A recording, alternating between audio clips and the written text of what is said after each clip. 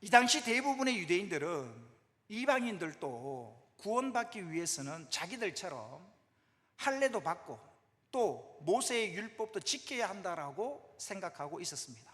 하지만 구원은 할례를 행하거나 또는 율법을 지킨다고 해서 받을 수 있는 게 아닙니다. 구원은 오직 예수 그리스도를 믿는 믿음으로만 받을 수가 있습니다. 이 문제에 대해서 결론을 내리기 위해서 오늘 본문에 보면은 예루살렘 공의회의 의장인 야고보가 등장하게 됩니다. 이 야고보는 분명 초대교회의 기둥 같은 거장이 맞습니다. 하지만 처음부터 이 야고보의 믿음이 좋았던 것은 아닙니다. 이 야고보는 처음에는 예수님을 믿지도 않았을 뿐만 아니라 심지어 예수님을 미친 사람 취급하기까지 했던 사람이 바로 야고보였습니다. 이런 야고보가 부활하신 예수님을 만나고 나서 믿음이 생기게 되고 완전히 다른 사람으로 변하게 된 것입니다. 예수님을 만나서 변화된 사람들의 예를 우리는 성경에 나온 인물들을 중심으로 몇 명을 살펴보았습니다. 이 시간에는 우리나라에서 예수님을 만나서 변화된 한 사람의 예를 더 들면서 말씀을 마치고자 합니다. 여러분 사진을 한 장 볼까요? 사진을 보니까 옛날 사람 같죠?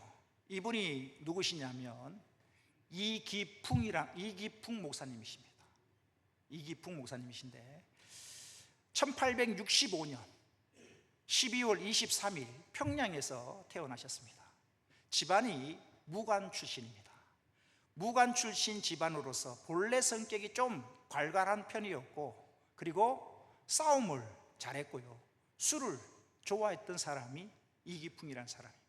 하루는 이런 에피소드가 있습니다. 하루는 이 평양 서문통의 사거리에서 노방전도를 하고 있던 마포 삼열 선교사님께 보기 싫다고 듣기 싫다고 이 선교사님께 돌을 집어 던져서 선교사님을 크게 다치게 했던 사람이 이기풍이라는 사람입니다. 마포 삼열 선교사님이 누구냐면 미국 선교사님이신데요, 원래 이름이 뭐냐면 사무엘 오스틴 모펫이라는 이름입니다.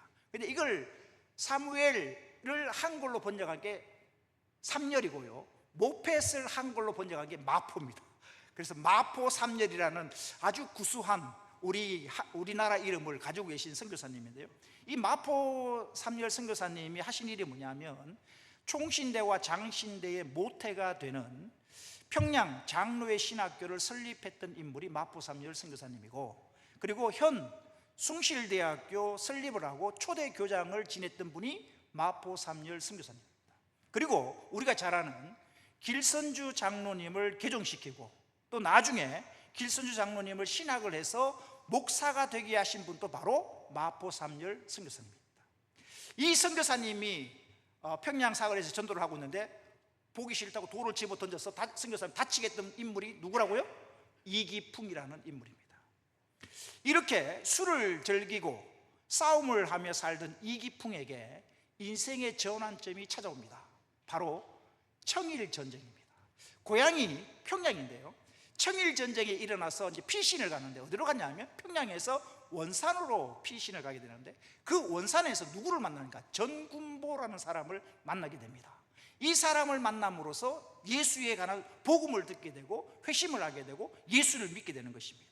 그래서 다시 평양으로 돌아와서 후에 신학을 공부해서 마포 삼열 선교사님이 설립한 평양 장로회 신학교 제1회 졸업생이 됩니다. 한국인 최초로 목사 안수를 받은 사람이 7명입니다. 최초로 우리 한국에서 한국 사람이 목사 안수를 받은 사람이 7명인데 누구냐? 길선주, 서경조, 양전백, 한석진, 방기창, 송린석, 그리고 이기풍입니다. 이 최초로 목사 안수를 받은 7분의 사진이 있습니다. 볼까요? 여기서 이 길선주 목사님이 누구냐면 아래쪽에 여기 이분이 길선주 목사님이시고요, 오늘 제가 소개했던 이기풍이라는 목사님 누구냐면 길선주 목사님 옆에 있는 이분이 이기풍 목사님이십니다.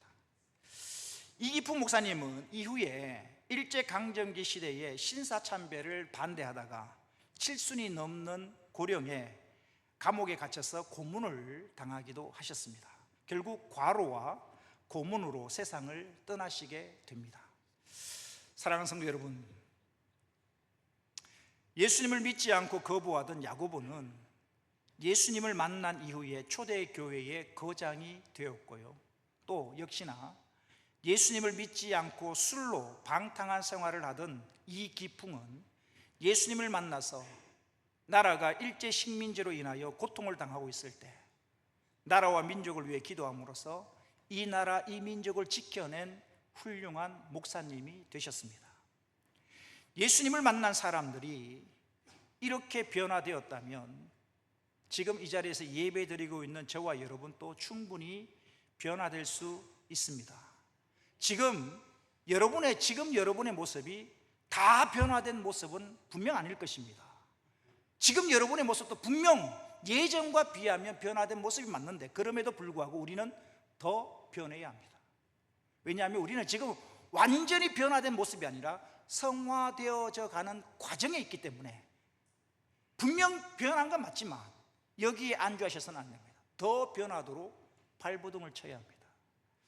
예수님을 수십 년 믿고 있는데도 불구하고 여전히 옛사람의 못난 모습을 버리지 못하고 있다면 그 사람은 진짜 예수님을 만난 사람이라고 말하기는 어렵습니다. 진짜 예수님을 만난 사람들이 모두가 변화되었음을 기억하시고, 이제는 우리도 예수님을 인격적으로 만남으로써 나의 가치관, 나의 행동, 나의 삶이 변화되기를 주님의 이름으로 축원합니다.